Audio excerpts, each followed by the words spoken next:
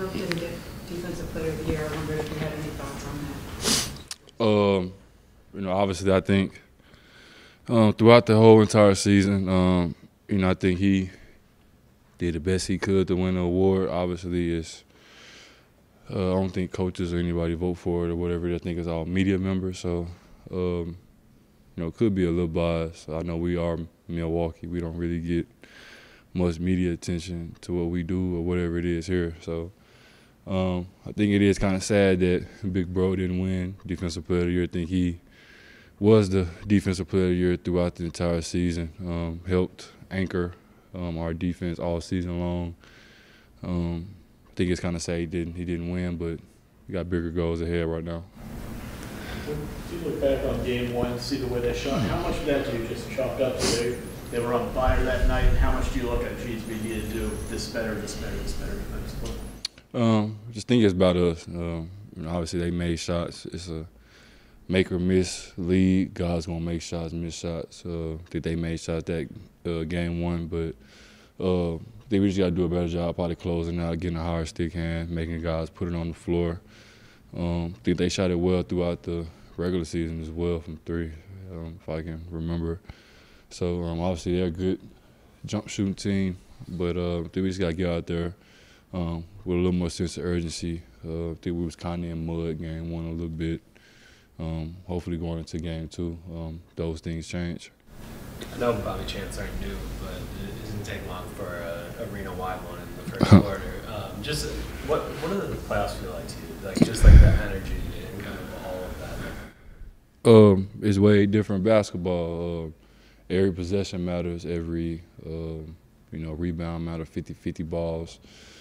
Timely shots. I think we've seen that in Game 1 when we went on a run or whatever it is. Got the lead down to 5, 6, or 7 points. They hit a timely shot, shoot it back to 8, 9, 10 points.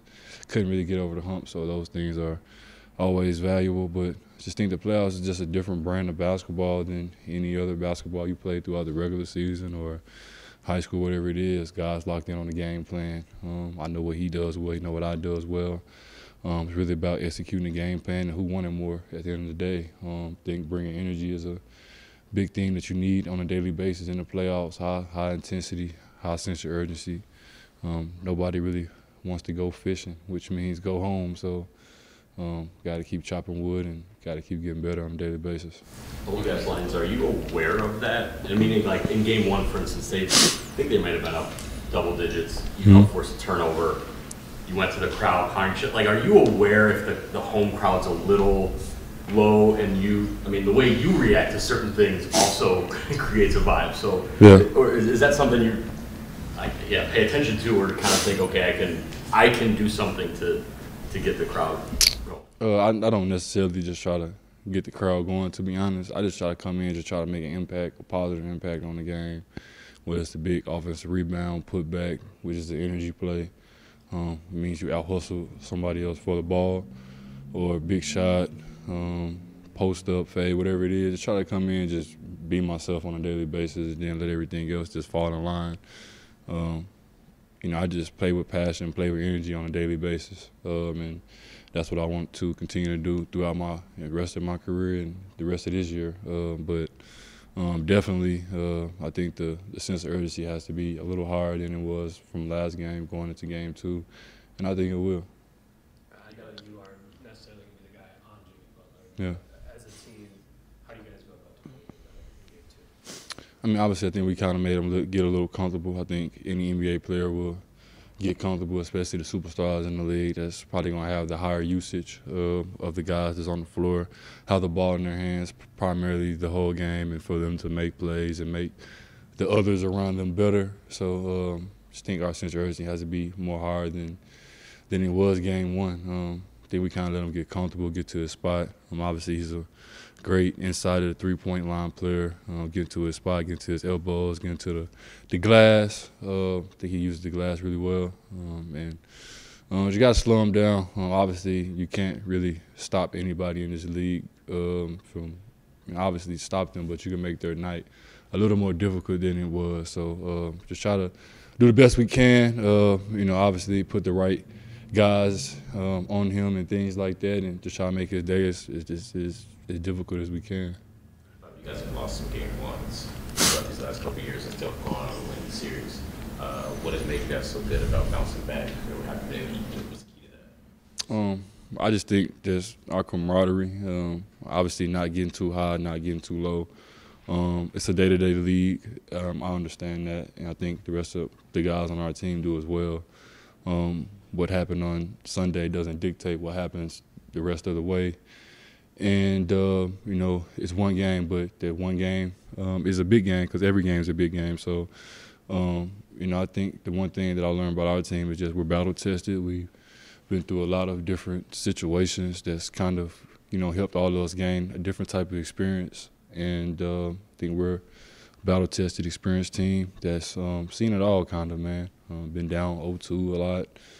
Been down 0-1, lost 0-1 Eastern Conference Finals. Hate bringing up the past, but lost big game one against the Hawks that year. So obviously it's different years, different teams, and obviously different players on our team as well. But I think we'll be ready, man. I think it's kind of cool to, not necessarily saying that you want to fight back all the time, but I think it kind of tests you in a different way. And sometimes those tests can be good for a team. Game 1, 33 points, 33 minutes. How big was it to see him get going, and how much will you need him? I mean, obviously, it's always good to see Chris doing his thing, playing how he always plays and things like that, getting to a spot, being confident with the ball, being aggressive. I love that Chris. He can get hot, go for 40 on any given night. And we need him, man. Obviously, with status Giannis, I guess nobody knows about that or whatever it is. So Chris being that void that's always there, that always kind of steps up and have those big moments for us. Definitely going to need that a lot going forward. And it's just kind of cool to see his progress throughout the whole season. From not being there at the start to progressing and making progress throughout the season, and now being able to play 30 minutes or more and give us, everything he has. So it's kind of cool to see his progress and see him, get back to into his form. Are you guys feeling confident that Giannis may play? Huh? Are you feeling confident that Giannis may play Wednesday? I'm not part of the medical staff, man. I just come in and get my shots up and try to be the best I can on a daily basis and take care of me and, obviously do what's asked of me for the ball club and the organization. So I don't really speak on other players' statuses or their injuries or things like that. Just kind of try to attack the day and try to win the day in the league. That's what you try to do. Try to get better every day and just try to win that day. So whatever's going forward tomorrow, I think we've been a battle-tested team throughout the season. Had a lot of guys have a lot of injuries, different injuries throughout the season, and different guys stepped up. I think it's just kind of different when someone goes down during the game than us knowing that they're out before the game. It's a lot different feeling. Speak to that, because y'all have had some success with whether or not he's playing or not this season. What has been the mindset?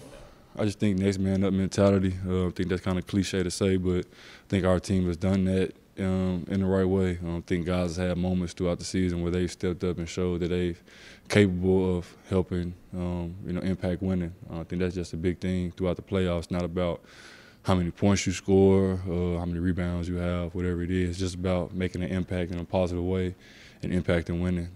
It can be, you can go 0 for 9 the whole game, and when your guys shifted off of you and you're open, you knock a big 3 down. Nobody cares about those first 9 shots. They just gonna talk about that one shot that you hit to help the Bucks win. So, it's all about just making the right plays, being in position, helping your teammates, and just playing together and having fun. That's the biggest thing I think that we've done when guys have, exited the lineup or been out for injuries or rest or whatever it is. Just having fun together, playing our brand of basketball and sharing the basketball and playing with swag and playing with energy. What do you think led to some of those rebounds in game 1? I think we had a lot of guys crashing. I think we've kind of emphasized, obviously offensive rebound. Those are energy plays. Those are big second chance opportunities that you kind of need throughout the playoffs. Sometimes things get hard in the half court basketball game in the playoffs, and sometimes it might get stagnant, or you might not have nothing going on, and both teams might be not making no shots. So the guy shoots the basketball, and we try to crash the glass and get extra opportunities. And, you know, it kind of led to a lot of leak outs for Jimmy and getting a lot of extra points and things like that. So I think we'll clean up a lot of things, but you know, I just think that's my personal opinion on what happened. Yeah. A couple injuries on late charge attempts in the playoffs already. Is that something that could or should have something be done, or is that just part of the game? Part of the game, part of basketball. And I don't think you want to not see guys not take charges. Some guys are not shot blockers or not rim protectors, so I think that's another way of protecting the rim in a sense. It's giving up your body for the team. So you know, obviously you don't want to see nobody get hurt or things like that, or sliding under somebody when they're in midair. But I think it's a basketball play. It's nothing hostile or anything like that. Just guys trying to win. It's hard to win at this level. It's hard to make the playoffs. So you got a play-in tournament now where guys play. You know, you got to win a game to get in, and they got in, and so they're giving it their all to win the game, and they stole one. And it wasn't nothing malicious that the guy did or anything. Just try to make a basketball play, and Giannis fell over and hurt himself, and you move on, man. So, you know, none malicious at all. I wouldn't want to see that change anyways. I think guys give their bodies up at the right time, and sometimes it goes your way and sometimes it doesn't. What about moving the restricted area, though? I don't know if you heard Mark Cuban made that suggestion to bring it out even just a foot, which kind of seems to be like, Yeah. I don't know if that's enough to make a difference either, but Yeah, I think that'll stop a lot of highlights though.